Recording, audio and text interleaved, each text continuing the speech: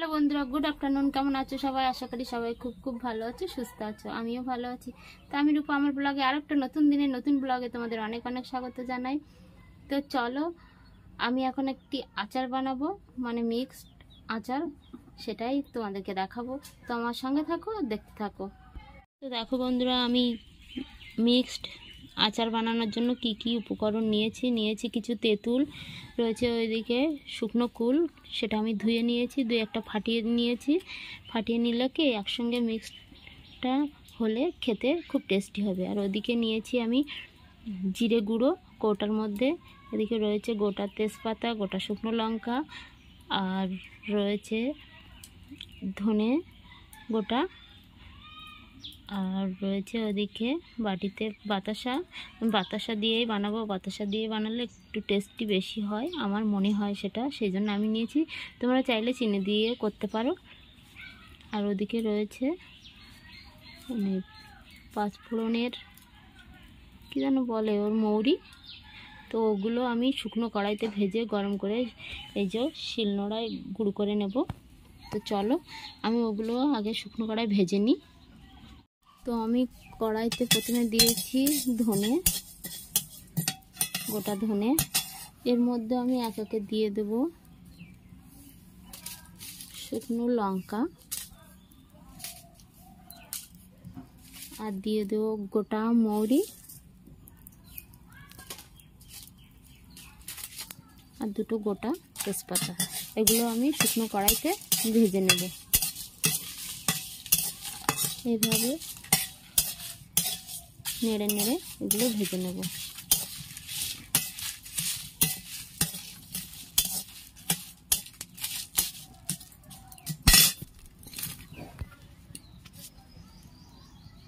তো এই যে দেখো, এগুলো আমার শুকনো কড়াইতে ভাজা হয়ে গেছে। এবার এগুলো নামিয়ে নেব।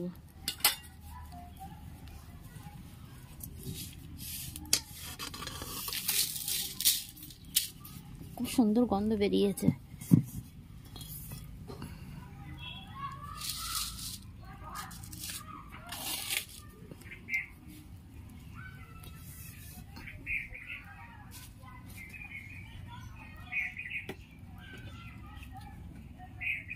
তো এবার আমি কড়াইতে তেল দিয়ে দেব।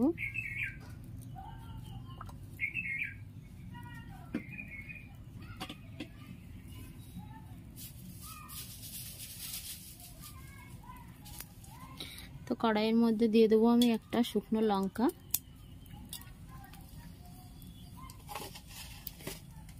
দিয়ে দেব তেলের মধ্যে পাঁচফোড়ন,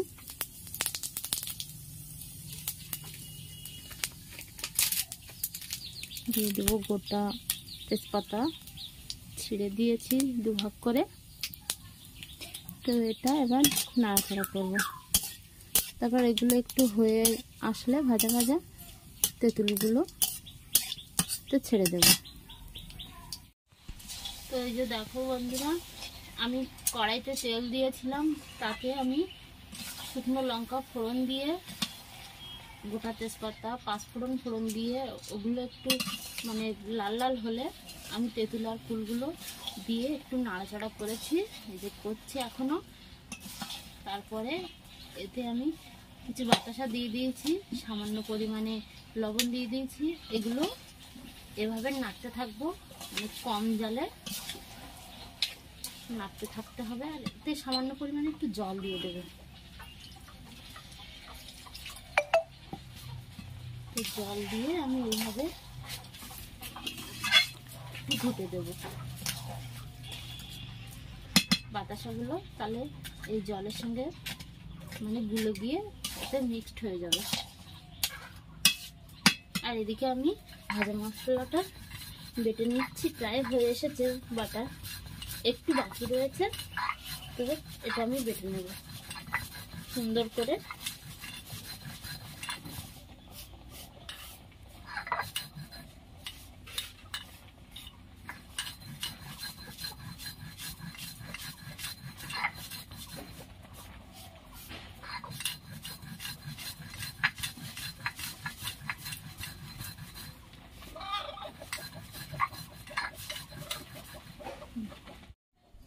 তো তো বন্ধুরা দেখো আমার আচার আমি টেস্ট করেছি, লবণ মিষ্টি ঠিক আছে। তো বাচ্চা খেতে গেলে আমার মেয়ে তো খাবে, তো মনে হলো আরেকটু মিষ্টি হলে ভালো হয়, সেই জন্য আমি শেষের দিকটা কয়েকটা বাতাসা আমি এই যে এভাবে শিলে গুঁড়ো করে নেব, নিয়ে আমি ওর উপর দিয়ে ছড়িয়ে দেব। তো চলো গুঁড়ো করেছি, আরেকটু করে নেব, আরেকটু মিহি মতো করে ওর উপরে ছড়িয়ে দেব। তো এই যে আমি বাতাসাটা গুঁড়ো করে নিয়েছি শিলে বেটে, তো এর উপরে এগুলো এবার আমি ছড়িয়ে দেব।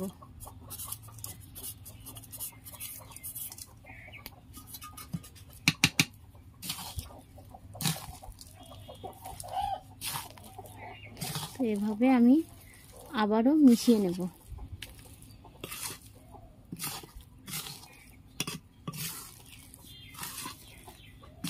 তো আমি আর জাল দেব না, এই গরমে গরমে এগুলো মিক্সড হয়ে সুন্দরভাবে এর সঙ্গে মিশে যাবে। তো আমার আচার মোটামুটি রেডি।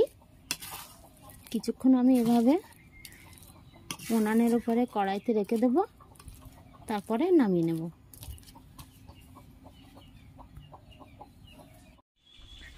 তো দেখো বন্ধুরা আমার আচার রেডি হয়ে গেছে, এবার আমি নামিয়ে নেব।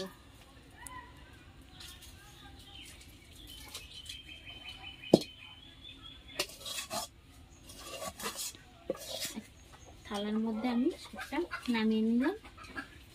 এটা ঠান্ডা হলে তারপরে আমি কাচের পাত্রে ভরে নেব। থালায় এটা সুন্দর করে ঠান্ডা করে নিতে হবে, তারপরে কাচের বয়ামে ভরতে হবে।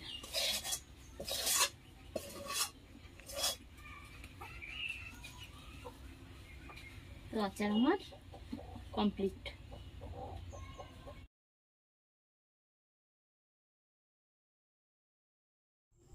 দেখো বন্ধুরা এই আচারটা একদম মানে ঠান্ডা হয়ে গেছে।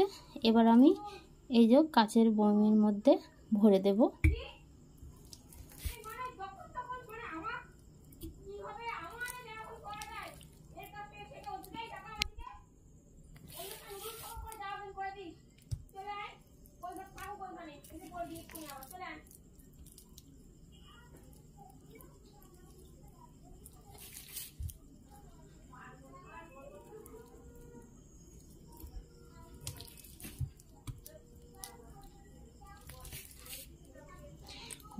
আচারের গন্ধটা এত সুন্দর হয়েছে, খুব সুন্দর বেরোচ্ছে, মনে হচ্ছে আমার ভরা ভাত দিয়ে আগে খেতে বসি আচার। আর এমনিতেই আচার দেখলে সবারই কম বেশি জিভে জল এসে যায়, বিশেষ করে মেয়েদের তো বেশি, তাই না বলো? তো আমার ভরতে ভরতে মনে হচ্ছে একটু খেয়ে দেখি। তা খাবো না, পরে খাবো, নাহলে এটু হয়ে যাবে, সবাই তো খাবে বাড়ির। তো এই যে আমার বয়ামে ভরা হয়ে গেছে। তো ভিডিওটা আমি এখানেই শেষ করছি, দেখা হবে পরের ভিডিওতে। Tata, good night.